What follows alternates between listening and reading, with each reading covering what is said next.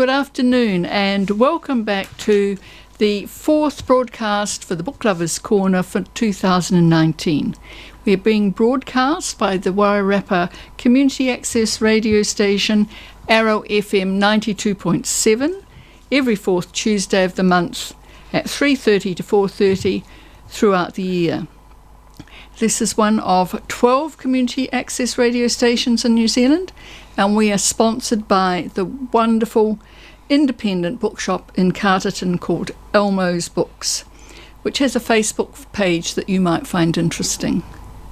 You can listen to our program live online by connecting in with Arrow FM, or listen later via podcast, which you can download onto your device. When you log into Arrow FM's website, you'll see a list down the left-hand side which has podcasts.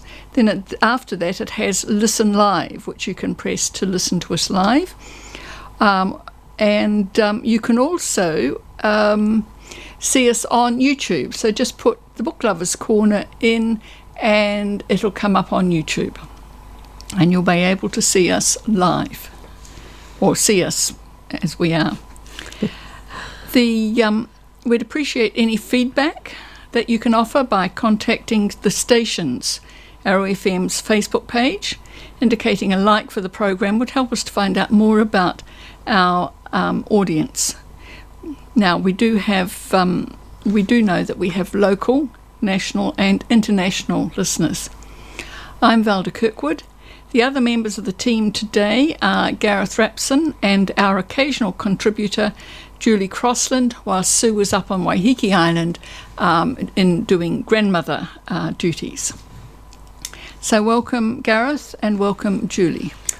Good afternoon. Good afternoon. Good afternoon. And this afternoon we're going to start off with information about books, and we have a focus today on libraries. So I think perhaps a mention first with the Featherston program, 10th to the 12th of May on Booktown, and you will be able to pick these up locally in various arenas. I mean, libraries, information centres all have copies. So if you're interested in books, there are various events there that you may be interested in experiencing. Actually, what's your favourite event? You go to this every year. So. I go, as we were talking about this in the car, the drive out up here, and I do as you do, which is go to the Saturday and Sunday where they have all the bookshops open. In the Anzac Hall, yeah. In the Anzac Hall, and so that's the one I tend to go to. Have you ever been, Julie? I've been once, yes. I'm not a regular. No, but I will go this year. Yeah, it is fun to see a pile of different booksellers, with their different niche of and unusual books that you just don't see anywhere else. So if you're kind of thinking, would there be something on my little esoteric topic that I really love? There's a good chance you'll find it down there. Yes, and I don't know why, but our TV. Doesn't seem to be operating and focusing on the speakers. It seems to be all on me and not on you and Julie, Gareth. So I might see if Michael's listening, if he would possibly come in and correct the issue that we may be having with a non-operating TV camera. I don't particularly want to have the whole hour focused on me. We're relaxed about that, And so here comes Michael. Hello, Valdi. Yes, I just noticed that too, and the only way I can do anything about it is to get in touch with Toby and say it looks like we need to reset the system that operates the cameras. Meanwhile, you'll just have to be so fabulously dynamic it cuts through. But I will work on it. Thank you, Michael. It looks like at the moment you are stuck with me, but you will hear the dulcet tones of both Gareth and Julie. Now, the next thing, apart from Booktown, which seems to be gathering momentum and diversity over the years, which is very exciting, is libraries. And I know libraries the library system is very special to all of us. We've all got in our histories and in our current lives, places for various libraries. Now, would you like to talk about the library you're most concerned about at the moment, Gareth? Well, let's pick up on the Wellington Central Library's closure, which I think is creating a huge amount of anguish in the city.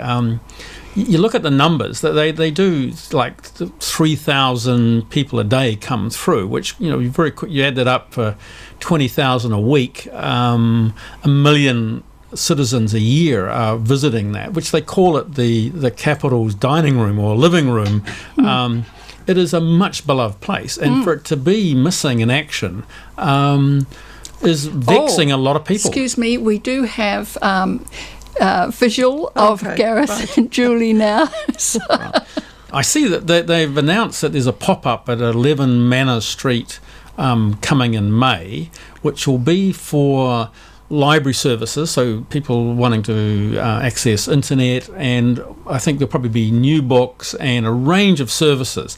But the actual big main catalogues really have been shut down. Gosh. And I know that Manor Street is going to be a godsend to an elderly friend of mine who lives in the inner city and who was in walking distance to the main library and has had to trek out to Newtown, finding the right bus to get onto and bussing out there, which if your mobility isn't great, which is the case, then that's a significant problem. And so she was delighted to hear that one's going to be opening in a pop-up in Manners Street. The staff have actually been reallocated out to the 11 community libraries, and several of the libraries have extended their hours. So now that they're opening all day Saturday and longer hours, so benefits for those in the outer reaches of the city, but for those in the inner city, which and the visitors to the city, there's a long wait. I mean, they are projecting not this year. Gosh. And there's also the other organisations within the library, like the CAB. I don't know where they're being rehoused, but that's a crucial community resource. The Citizens Advice Bureau is essential for a lot of people to answer the questions that they have in their daily lives. And then they've got groups that there's a group set up. I think we talked about this one time before about what involvement the library was doing with the homeless. They've got a book group and a movie night. So I don't know what they're doing about. Well, I think those groups either. I think those little small interest groups will be easily catered for because they don't require a lot of space, and they can advertise, and that little group will quickly find out where the council's got a lot of resources, a lot of people. But how vexing for the citizens and for all of us who actually love that building and are very, very comfortable. And if I go to the city, I'm visiting it. Yes, and so you're going to have to restructure a significant part of your life, of your visit to cities, because of this. Well, but of course, what kicks in is a far greater focus on our local library system now, which has to, rise to the occasion and be even better. And they are. I think Mm. some of the services of our local libraries are terrific. You have some numbers there of some. One of the great things is apparently, according to the newspaper, the Times Age, is that the Marston Library will be operating through its earthquake procedures, so it will not be closing down. And recently they did something. It was in Wairarapa midweek in earlier this month. And it had 2018 year in review in the paper, and it had the most wonderful information. I wonder. I haven't seen other libraries doing it, but that would be really interesting. For example, it had 161,000 visits, 280 plus programs planned and delivered. 20,725 digital items issued. 590 summer and winter reading participants, that'd be for the younger ones. 29,500 reservations for items placed, and 1,517 new customers. I mean, that's very impressive for a regional centre. But it would be, and that's just for Masterton. If you add in Carterton, Greytown, Featherston and Martinborough into the mix, that would be very interesting information. I think our libraries are doing exceedingly well.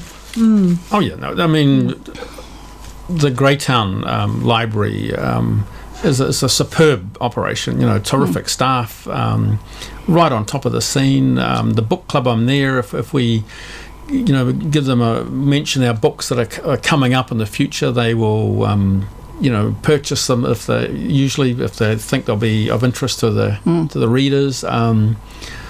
And they're buying. They seem to have a pretty good finger on the pulse of what the Wairarapa readers want, and they're also kind of like each of the libraries, the 4 libraries in the South Wairarapa have slightly different buying habits, so they don't double up which too is much. Wonderful, actually. I think it's brilliant. So we end up having a much greater resource because the 4 libraries have combined together. And how wonderful you can go online and put on reserve a book that's Martinborough one library has ordered, and I've noticed that. Right, and they've just upgraded their website, so it even looks even better. But I've always felt that if you're a ratepayer, and sometimes you might be grumbling about how much rates. Well, one of the things you want to be getting the maximum amount of your money from is visiting your library and availing yourself of the services. And if you're a lifetime learner and wanting to just endlessly learn, then it begins with the library. As we all are at this table. Is the Masterton Library now within the... No, they're separate, aren't they? Yes, and that's... I've always puzzled about that because... I feel aggrieved when I see a great book in the local library here and I can't get it. Likewise, and that might be something we can explore further. I shall I think do my best. Where they split off at one stage. And I'm sure politics... That's why I was hoping, the political amalgamation of the councils. I thinking that was one of my real hopes that would get into the fold and we would get a bigger system. But Julie, actually back in the day, this you were a librarian. Could you tell us something about that? Yeah, right. Well, I was very young, 19 when I first went to live in the UK, and I went to live I was newly married and living in a place called Woburn Sands, which is in the county of Buckinghamshire. And prior to going overseas, I'd done a year's training in library school, distance library training. In those days, you could do it through the National Library Service. So, do you want me to be a bit? If you could talk directly to the microphone, please. So there I was. I got a job at the county library, which was Bletchley. And Bletchley, as we now know, is Bletchley Park was the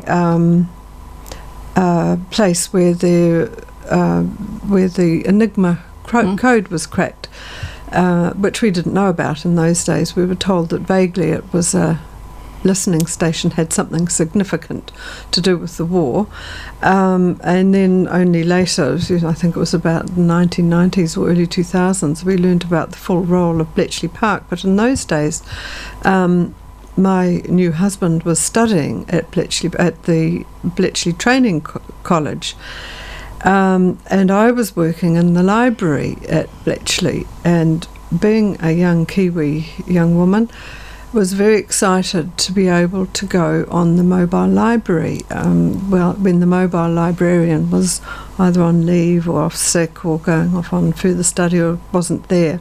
So I got to go a lot on the mobile library. and had a lot of fun. In those days, you had a driver. Young women women didn't drive big trucks, even though I would have been able to. But he knew his way around, and we'd go to very small towns and villages where there was no library service, and sometimes we'd go to the local farmhouse, and where the local people would come and change their books, and we would go in and have a cup of tea and sponge cakes with the farmer. Sounds like a great way to put on weight, actually. It was. Julie, what did it stock? It stocked both fiction and everything. Everything. In a very truncated, scaled-down version, but it had all the non-fiction books that you know, within the sort of categories, and then there was the fiction part, and of course it ran a lot on the request system. So someone requested a book, you'd bring it the next time that the library van visited. Well supported? I mean, people were waiting when you... Absolutely. There would be we'd pull up at the place where it was in the village, and there'd be a line of people waiting, and on they'd get, and we'd sit and chat, and I'd do my, stamping and returning and issuing and catching up on the news from the local people. It was a lot of fun. And how long would you stay there before moving on? We would probably be there about an hour. Really? Yeah, a good time. How many stops did you have en route? Well, from my memory, we'd maybe go about 2 or 3 places in the morning, have some lunch, maybe at the local farmhouse, or even I remember going to the pub, to a pub, and in those days it was perfectly all right for you to have something to drink at lunchtime, and then a couple in the afternoon, and then off we'd trundle back to the library. And would it be the same route each time, or? Well, we had a schedule. Oh, yes, right. So and so a lot of places would only get a visit once a month, for example. Yeah, we have there was in Wellington a mobile library service. I remember at Seatoun a bus would arrive, and that is for an hour or so. And I remember swinging in there and having a look one day at what they had, and they had a lot of the new titles. It seemed like that, it was like the best of the best was in the bus, and it was. It became a contentious issue because of cost. I think they looked at the cost of running it and how much it was used, and once the numbers get down, and only I mean, we live in a time where people are pretty mobile with, bus services and cars, and getting to their local library was, relatively easy. But there's always a segment of the population who live very near where the bus stops that who would find it a wonderful service. Yes, and I think we used to have the National School Library Service when I was teaching, and you could probably remember the same, Gareth. And I used to be the person who would get everybody, all the teachers would work out the topics that they were going to do in the next month. They would write them down and order them, sort of book them through the School National Library Service. And I would go and pick them up from the School Library Service and take them to the school and have in my car, when I picked them up, the books that we had used for the previous month. And that way, for example, I taught science and chemistry. Well, we didn't in the school library have books much to do with all the topics that we taught, and that was a brilliant way of supporting the students' learning for those topics. Because we also had children's books in the mobile library too, because some of these places were very isolated, and I remember being just amazed that some of the tiny little villages where we went, some of the people had not travelled outside of their village or had done very little travelling outside. So it was a real eye-opener for me, but it was just such a lovely way of getting to see the countryside. The other thing that it reminds, when I reflect back on those times, and in more recent years, I think about, and I think I actually reviewed the book here a couple of years ago on Book Lovers Corner, was reading the book by Alan Bennett called The Uncommon Reader. And that goes into a little realm of his wondering what would happen if the Queen became a reader, because the story starts with the mobile library going to visit Buckingham Palace for the benefit of the staff who worked there. It would go round to the back of the palace, and by chance one day the Queen happens to comes upon the mobile library bus, because the corgis have run away and got onto the bus. So she discovers the mobile library and starts chatting to the librarian, and got a book out on the first visit simply to be polite. But she got the book out and she really enjoyed it, and it sort of just goes down this wonderful little meandering story about what might happen if the Queen became a serious reader, and how she had her notebook to write down books that she must borrow. And wonderful author Alan Bennett. Yeah. I wonder actually if the mobile library exists now, because you think with the internet and the access of information, that I've got a feeling in many cases that's been swept away. And likewise, the school library service. I don't think I don't think it does at all. I haven't heard of it, but if anyone's heard of it, I'd love to hear about it. I haven't heard of it either. It would be lovely that someone in this day and age sort of trundling around the countryside in a mobile library. I know it was a political issue for the council at one stage when the cost of maintaining it and the number of issues which were dropping and dropping, they were not supported, and the accountants in there were looking to cut it out, and there was on that suggestion there was a furore amongst the users saying that they loved their little in-house. I don't think they exist now.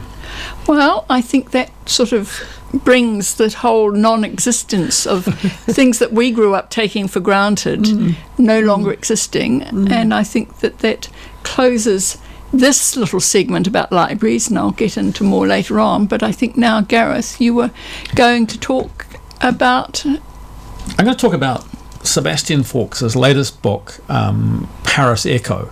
Now, this is an excellent read, and it's kind of like this is his 16th novel, and you're thinking, what new does Sebastian really have to tell us? Because he is this is someone who loves France. Many of his books have French settings, and here we are deep in life in contemporary Paris. Two intertwining tales, one of Tariq, who's a Algerian who's a young man in his late teens, come into Paris to search for a lost mother, but also to have an adventure. His girlfriend, he and his girlfriend are not quite the right age, and so he needs to get away.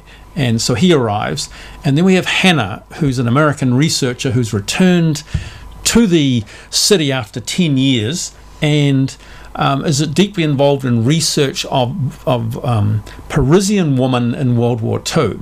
Tariq and Hannah's lives get intertwined. He sort of becomes is like a border there, and he is surviving in the streets and on his search. And we have Hannah looking at now I pick up the two stories of Juliette and Mathilde. One wartime stories. One who took up with a German officer, and we get looking at how that played out. Another one who joined the resistance. Now this is they tell these stories in their voices, and they're terrific tales in themselves. But it touches on things like the French were tremendous informers to the police services, either the German or the local police service, dobbing other citizens in who weren't obeying the laws. And the 98% of the population were not involved. They were kind of watching, thinking Germany was going to do very, very well in this war, and quite happy just to go with the flow. And then you had the small minority of who were interacting in a whole different level. The book Forks was the chapters are named after metro stations, and it's the echoes of a Paris we don't know so well. He hired a guide to take him to places that no one goes. So you're in the little different places, and not the tourist Paris. This is a strange sort of Paris that is very evocative. It's a book about the culture, identity, occupation, history, works on many levels. Totally recommended. Paris is in our minds, of course, at the moment with the burning of the cathedral, and this book sweeps us into Parisian life and the history of all the people who have lived there, the echoes of their lives and how they resonate through. And it reminds us about our cities and our lives, of the people who have lived before us and their tales and stories that swirl around us. Sebastian gets us right into it, and totally recommended book. Thank you. That sounds fantastic. I think we'll stop now for a short musical interlude, and it's Van Morrison, a favourite of mine. I don't know whether either of you are interested, and it is The Way Young Lovers Do, and here we go.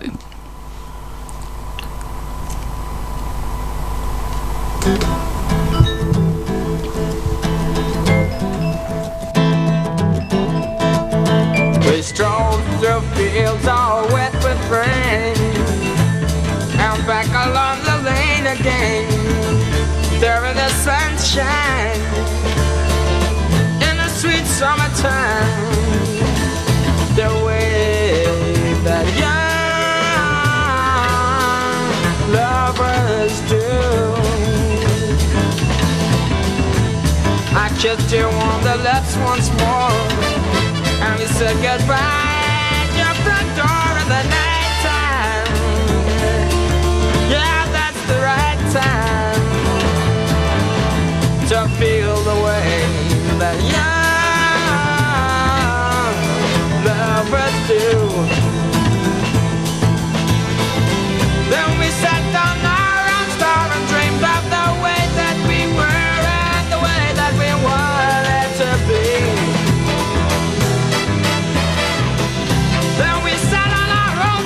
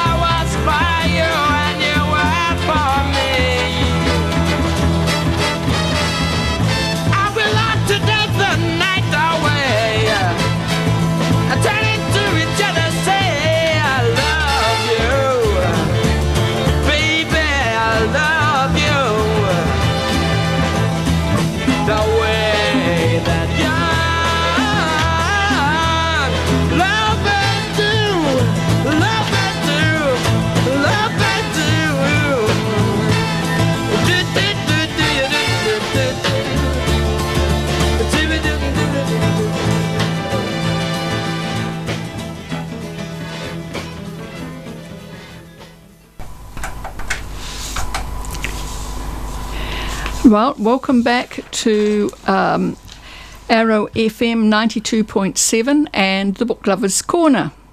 And we're going to, which is Book Lovers Corner, sponsored by Elmo's of Carterton. And I'm now going to talk for a wee while about a book that I have been absolutely entranced by in recent times, called The Library Book by Susan Orlean. Now, for those who are interested, it's a recently published book, and it is, I think Susan Orlean is coming to the Auckland Writers and Readers, which is on in May. And she did an interview with Catherine Ryan on 9 to noon on the 5th of April, which is about half an hour long. So if after my talking about this book you are interested, you could go into the Radio New Zealand website and listen yourself to the interview with her. Very well worthwhile.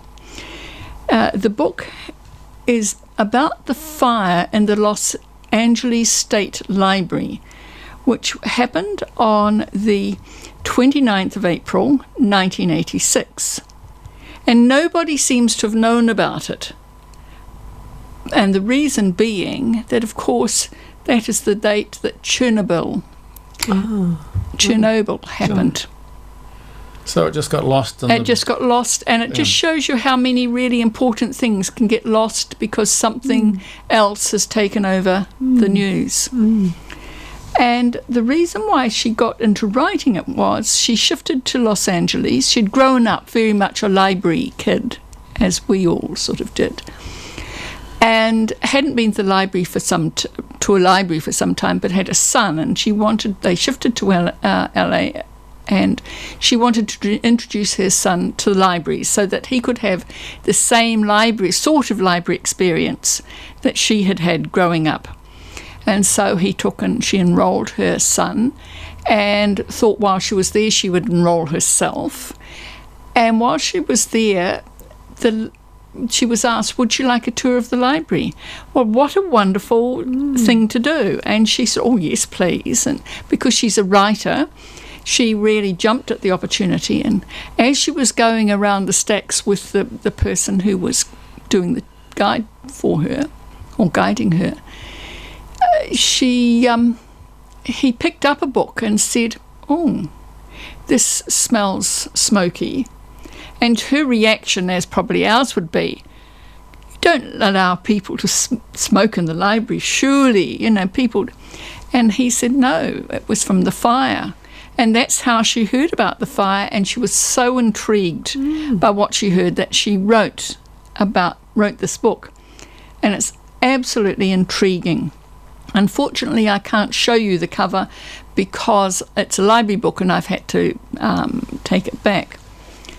And so... Any idea how the fire started? Well, that's part of the story, because they weren't sure about how it started. They had a possible perpetrator, but it was a guy who made up all sorts of stories. Every time they got hold of him, he would have another story and another story and another story. So it's a really, really intriguing situation. And the book itself is arranged so that you've got the story of the Los Angeles Library right from the very beginnings through where the locations were, how they got funding to start the libraries, who the librarians were. And initially there were a lot of women librarians, very, very strong, able women, until a particular guy came in and decided that that wasn't a job for women, and he took over. And it was so the development of the library she follows right the way through to the current day. Now, in the fire, which lasted for 7.5 hours, around about, there was a problem because fire alarm started, because it had such an old, antiquated system, and the wiring was hopeless, and there was no radio connections because of the brick walls. There was no communication. People just sauntered out thinking, oh, it's yet another false alarm. And it was some time before they realised it was a real fire. And any idea how big this library was? well, is it many floor? I mean, it was significant. Oh, it was a very big library. Over 1 million books right. So were either burnt. I think it was 400,000 books were destroyed, Gosh. and over 700,000 were damaged. yeah. And the problem with a fire, you get a lot of water into the books, and water in books makes them mouldy.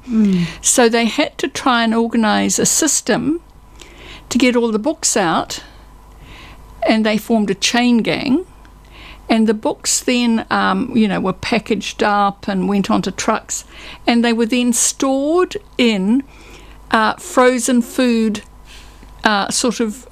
warehouses. To keep them cold. To keep them cold, stop them they didn't go deteriorating, mould, right. and to stop them going mouldy. And then when they were ready to be refreshed, renewed, resurrected, quite literally, they were taken out of cold storage. Oh. And so there was a whole lot of science in there. For example, the temperature at which books burn is Fahrenheit 451, and that is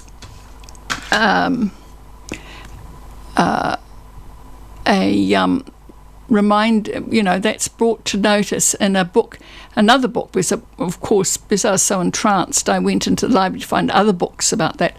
And this dear Fahrenheit 451 is actually a librarian's love letters and breakup notes to her books. And it made me think, if we all went through our favourite or unfavourite books and wrote letters to them, what would we end up with too? So that's a book that's really well worth reading. Dear Fahrenheit 451, and it's by Annie Spence. The smallest letter was, Dear The Ice Skater's Bible, 1982 edition. The only reason I'm keeping you is out of fierce loyalty to the award-winning film, The Cutting Edge, Annie. And so that's a very interesting read. But back to the Los Angeles Library. The chapters of the books are organised with titles from books from the Los Angeles Library, Public Library, relevant to the chapter that she's writing on. So whether it's the history of Los Angeles Library, about the location. At one stage it was located above a hamburger joint, and so the smell of the books took on a sort of an aroma of hamburgers. They're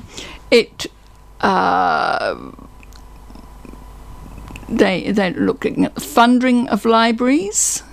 And, of course, that brings into account Carnegie, who made a wealthy millionaire who made his money through steel and so on. And that took me back, because in Westport, where I grew up, we had a Carnegie library, which is now very, very sadly not being looked after. Unlike Hokitika down the road, a couple of hours down the west coast, it had a Carnegie library, and somehow the community got together and they have redone their Carnegie library, and it's become a wonderful venue for museum exhibitions and so on. The last one I went to there was an amazing exhibition on whitebait. Right. So then you've got things like outreach programs. And she gives the history of that. And, of course, LA Public Library was very involved in outreach. But the early days, they had them way back in the 1800s, early 1900s, with going out on donkeys or going out on bicycles. So Buses? Didn't mention buses. Taking library books out on donkeys. I thought that was the early form of the mobile library system. Very early form of the mobile library, and on bikes. And Velda, how does this read? I mean, is it just for like book lovers or people who are curious about libraries, or would a general reader? I think a general reader. I mean, Michael, who says he doesn't enjoy non-fiction, I think he would enjoy this, but we'll wait and see.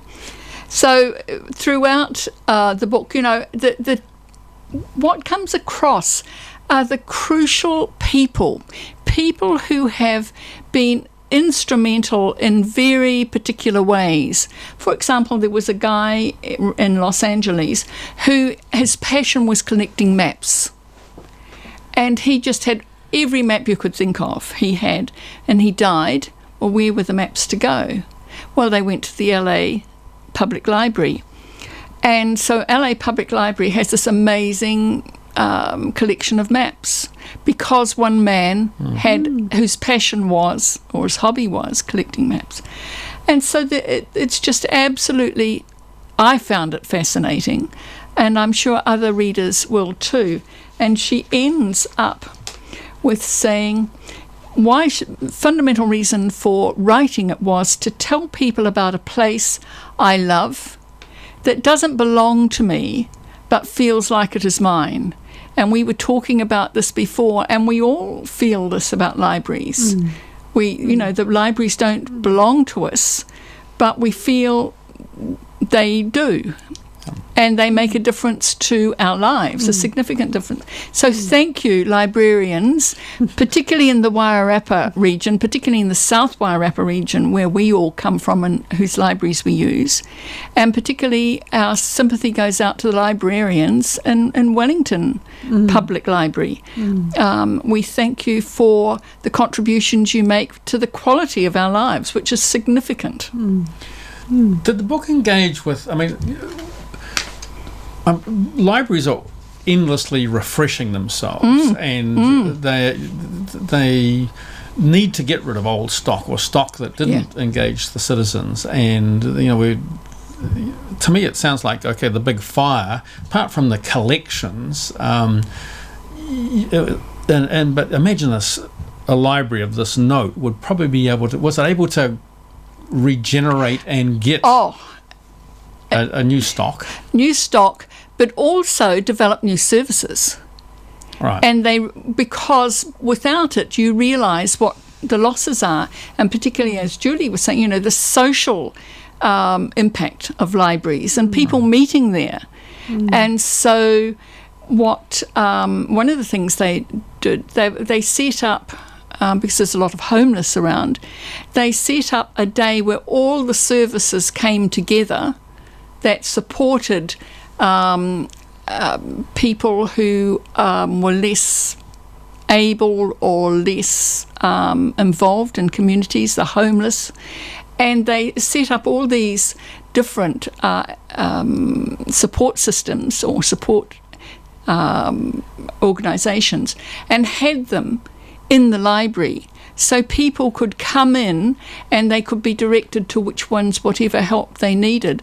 And apparently that went down a treat. And you could just imagine if our libraries, because we have a problem of different organisations not meeting the needs or not talking to each other, if everybody got together in a same geographic location, what help that could be. And how libraries have changed over the years, because when I was a kid, of course, we were taken to libraries, and but you were to be quiet, and now they're great hubs, social hubs. And I remember working in the Bletchley Library and having conversations with with the children's librarian about how she made it very welcoming to children, and children could come in there and make noise and be themselves and talk loudly. And they've changed so much. Yes. I still remember I used to go and get my dad's library books. I had an idea of what he liked,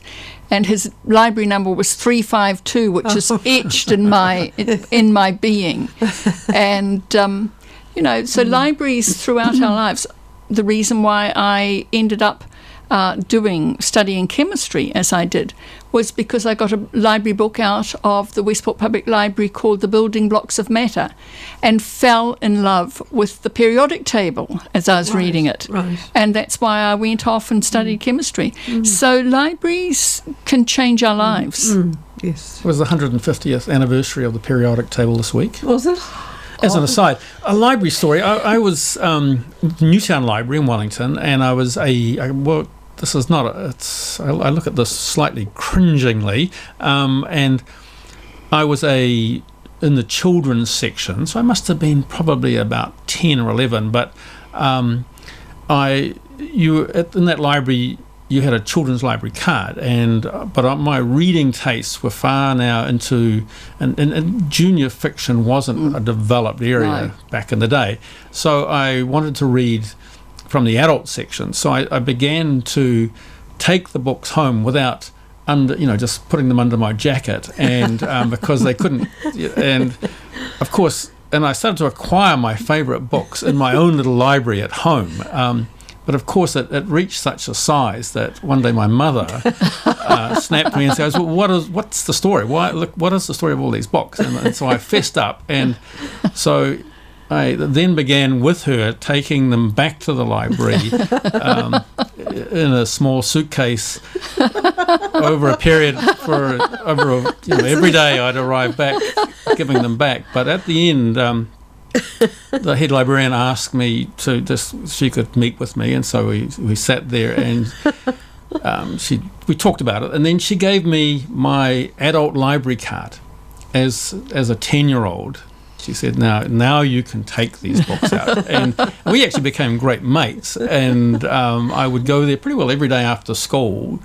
And she would have books for me. And I loved my library right from the beginning because they looked after me. Mm-hmm. And in fact, I have right through my life. Librarians have been my favourite people. That's a wonderful story. I love that story. Now, I'll just finish off with other books that I've got from the library. This one is Library by Matthew Battles, An Unquiet History. And it is actually about the history of libraries. And things you forget, we know about the big fire at the Alexandra Library, but as they say, unlike Alexandria's collection of papyrus scrolls, the first libraries could not burn at all because they were filled with books written in clay. Yes. And you forget things like that. So this book's full of really quite interesting, different sort of facts, and but I don't think as readable as the library book by Susan Orleans. And one that I'll talk about next time, we've been talking about the coffee table books, is a wonderful book called The Library by James Campbell and Will Price, and it's a world history and fabulous, fabulous photos in it, which we will talk about next time. And so with that, Julie, would you like to talk brief review about... Yes. Right, well, this book is from the library. It's not necessarily it's not about libraries, but it was an interesting read, and it's called Look at Me. It's by Marieke. I think, I'm not quite sure how that's pronounced. Marieke, Mareike Krugel. It's translated from the German. It's her first novel, but it's the first novel to be translated, but it's her fourth novel. So it tells the story of this woman whose name is Katharina, who's 40, and she is the mother of two children, one who's about 11 and is been recently diagnosed as having ADHD, and an older son, 17, Alex, a boy. Yeah, Alex is a boy. Katarina has just discovered that she's got a lump in her breast, and she's trying not to think about that as she goes through her day. So this novel takes place in the whole of the day. She's got to go and pick up her daughter called Helly, because she's had a self-inflicted nosebleed. She has a neighbour who's been mowing his lawn and has lost his tried to fix the lawnmower and has lost his thumb. Ooh. And so she gets caught up in trying to find the thumb on the lawn of the neighbour.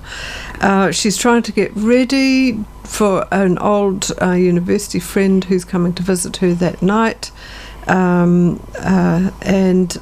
She contemplates the life of her sister, who's in an unsatisfactory relationship, and her husband, who is Costa, who's Greek heritage but has grown up in Germany, and as a result of the economic downturn, has had to go.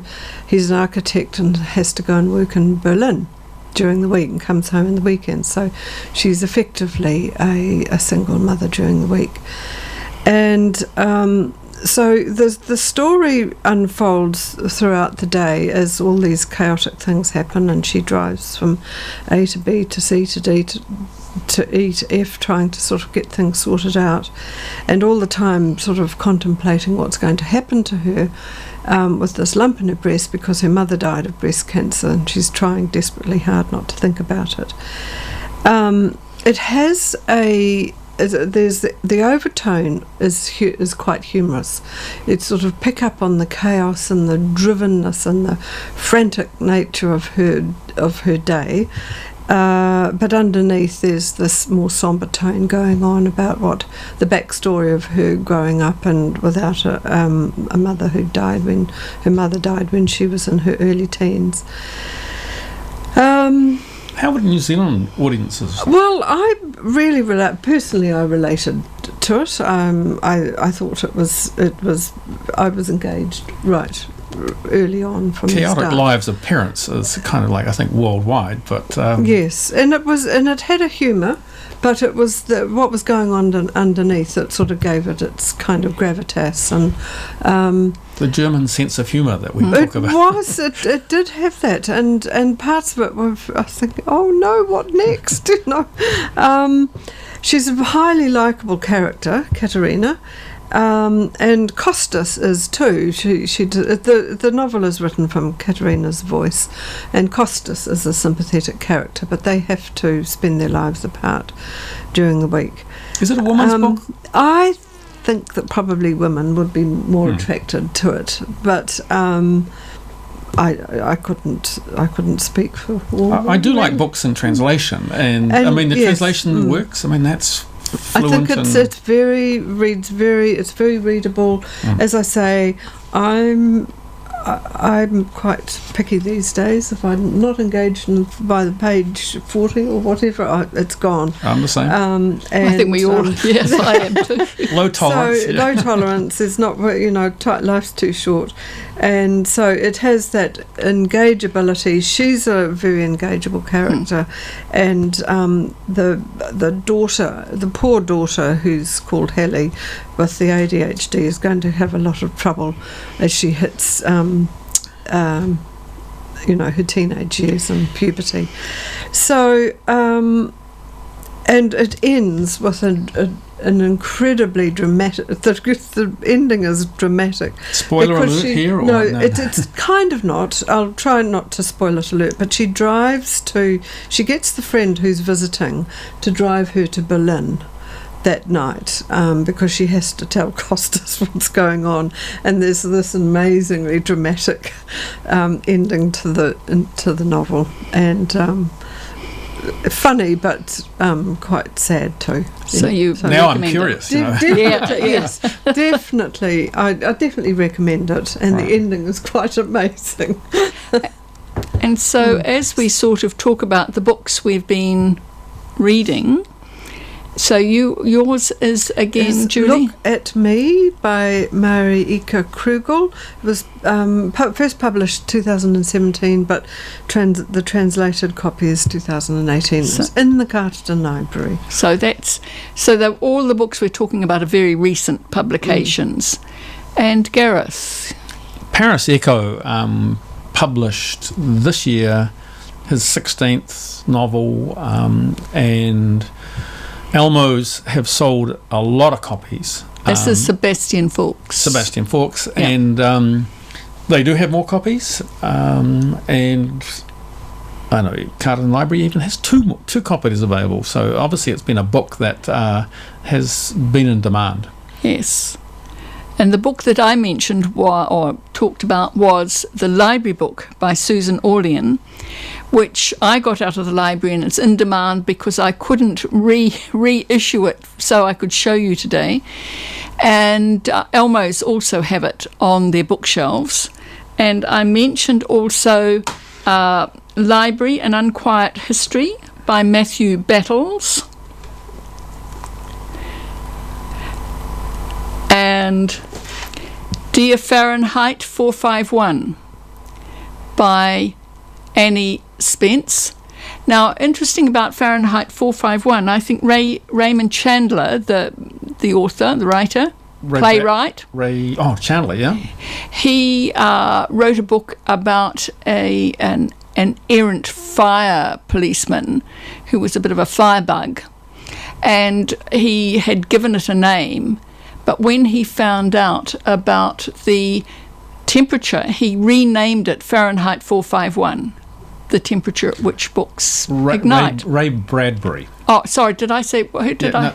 Raymond Chandler. Ray, Oh, sorry, Ray Bradbury, sorry. It's been made into a movie twice. Oh, really? And there's nothing like in the movie with, the fire engines all pouring up and going into the house, and then getting the book, seeing the bookcase of the band. All books are banned, and then they, instead of water coming out, they have flamethrowers which destroy your books, and so it's a complete reverse of what happens to books. Very topical with you.